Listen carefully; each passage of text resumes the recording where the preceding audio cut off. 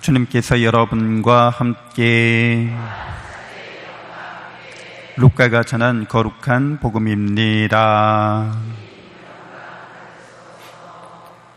그때 예수님께서는 12제자를 불러 모으시어 모든 마귀를 쫓아내고 질병을 고치는 힘과 권한을 주셨다. 그리고 하느님 나라를 선포하고 병자들을 고쳐주라고 보내시며 그들에게 이르셨다. 길을 떠날 때 아무것도 가져가지 마라. 지팡이도 여행 보따리도 빵도 돈도 여벌 옷도 지니지 마라. 어떤 집에 들어가거든 그것을 떠날 때까지 거기에 머물러라. 사람들이 너희를 받아들이지 않으면 그 고을을 떠날 때 그들에게 보이는 증거로 너희 발에서 먼지를 털어버려라. 제자들은 떠나가서 이 마을 저 마을 돌아다니며 어디에서나 복음을 전하고 병을 고쳐주었다. 주님의 말씀입니다.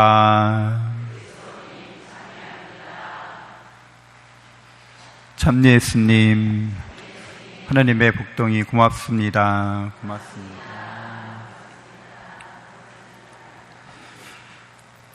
네, 예수님 당시의 사람들은 병을 요즘처럼 의학이 그렇게 발전 안 한 시대이기 때문에 그런 마귀의 짓으로 그렇게 여겼던 거죠.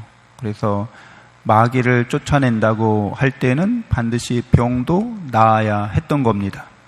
그러니까 예수님이 하느님 나라의 기쁜 소식을 전하라고 12사도를 파견하시는데 마귀를 쫓아내고 병을 고쳐주라는 말씀은 분리될 수가 없는 거죠. 그래서 이 두 가지의 능력이 그들에게 주어집니다. 하느님 나라를 전하는 것, 곧 하느님의 사랑의 통치를 전하는 거죠. 하느님의 사랑의 다스림을 전하는 겁니다. 가장 강력한 힘인 거죠. 우주를 창조한 힘이고 우리에게 생명을 주신 힘이고 또 우리에게 영원한 생명을 주시는 하느님 사랑의 힘을 말합니다. 그 힘이 우리에게 주어져 있습니다. 12제자는 이제 본연의 소명, 인간 본래의 사명, 인간이 타고나는 그런 사랑의 실천, 하느님의 사랑의 실천을 널리 전하라고 이렇게 파견되는 거죠. 12제자가 이 일을 하러 이제 떠나게 되는데 우리가 인생을 살면서 해야 될 일들도 사실 이 일인 거죠. 하느님의 사랑으로 자기 자신을 사랑하는 것과 이웃을 자기 자신처럼 사랑하는 일이 우리의 본래 해야 될 일인 거죠. 이게 본질이고 이게 전부인 거죠. 그리고 이 일을 함으로써 우리는 하느님을 닮아가게 되고 영원히 하느님의 사랑 안에서 은총 안에서 생명과 행복을 누리게 됩니다. 그래서 이것이 모든 인간이 모든 살아있는 것들에 새겨져 있는 진리입니다. 그러니까 우리는 이 일에 집중해야 되는 거죠. 이 일이 내가 해야 될 사명이라는 것을 깨닫고 이 일을 할 수 있도록 늘 하나님의 사랑과 은총 안에 머물면서 그렇게 살아가야 합니다. 그래서 이 일을 우리가 하는 데 있어서 사실은 우린 살아가면서 요즘 우리 청소년들, 자녀들, 청년들에게 심각한 문제는 직장을 얻는 거, 학교 가는 거, 좋은 대학 가는 거, 직장 얻는 거로부터 시작해서 가정을 이루는 거, 여러 가지 문제들이 많잖아요. 산적한 아주 난제들이 많습니다. 우리 한국 사회가 겪고 있는. 그런 문제들을 우리가 해결하려고 할 때 항상 실업 문제나 경제가 좋아져야겠죠. 세계 경제가 다 같이 좋아져야 실업 문제도 풀리게 됩니다. 미중 간에 이런 여러 가지 국제 문제가 있죠. 그리고 전쟁도 있고 이런 문제를 다 해결해야지, 다 조율되어야지만 이제 경제가 좋아지는 거죠. 또 이런 기후 문제도 해결해야 될 문제들이고 또 사람들과 사람들 사이의 계층 간의 불화와 이런 갈등 문제도 조정하고 조율해야 됩니다. 쉽지 않은 문제들이죠, 다. 근데 그런 문제들을 해결해가는 방식이 과연 어디에서부터 시작될 수 있을까? 그렇죠. 내가 하나님의 사랑받는 자라는 걸 깨닫고 믿는 자만이 그런 문제들을 해결해 나가는 첫 단추를 올바르게 잘 꿰는 거죠. 영원한 사랑을 받고 있고 은총 속에 있고 우리는 다만 하나님의 사랑과 은총을 베풀고 나누는 일을 해야 된다고 하는 이런 가장 자명한 진리에 대한 깨달음과 확신이 있는 사람이 이제 첫 단추를 끼워감으로써 이런 문제들이 해결될 수 있습니다. 그리고 이런 문제들의 해결은 이미 그렇게 해결의 길이 있는 거죠. 구원의 길이 있는 거죠.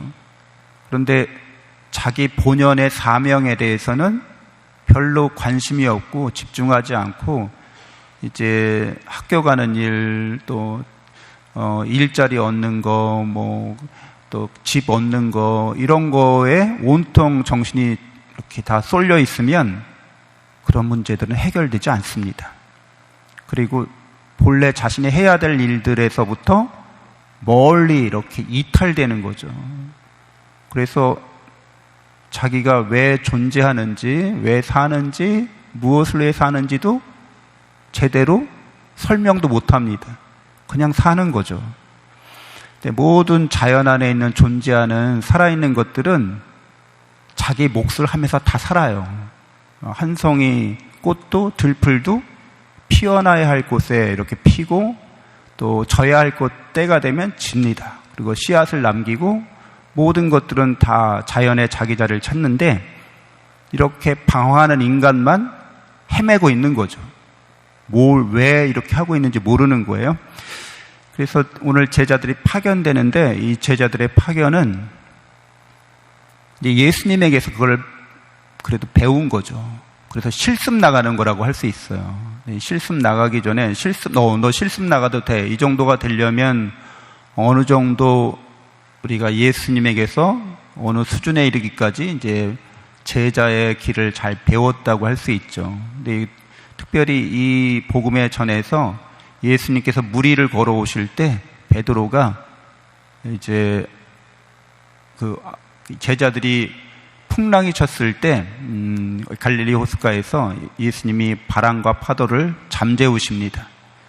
이 갈릴리 호숫가에서 일어난 일들 통해서 예수님에 대한 확신이 더 그들에게 죽음을 넘어서는 체험을 통해서 예수님과 함께 하는 것이 우리에게 영원한 생명을 준다는 것을 체험토록 하신 거죠.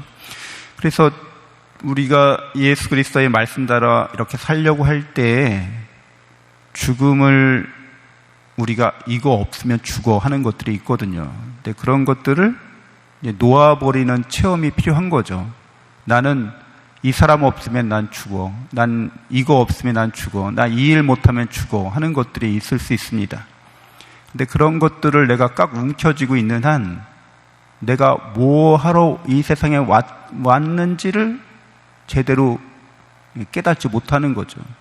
그것을 소유하고 그것에 집착하고 그것이 마치 하나님이 있냐 우리의 삶을 좌지우지하게 됩니다. 우리의 삶을 흔들게 되는 거죠.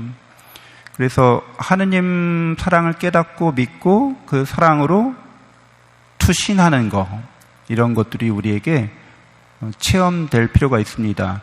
갈릴리 호숫가에서 풍랑 속에서 예수님이 걸어오실 때 베드로가 주님이십니까? 그렇다면 저에게 건너오라고 하십시오. 이렇게 얘기하죠.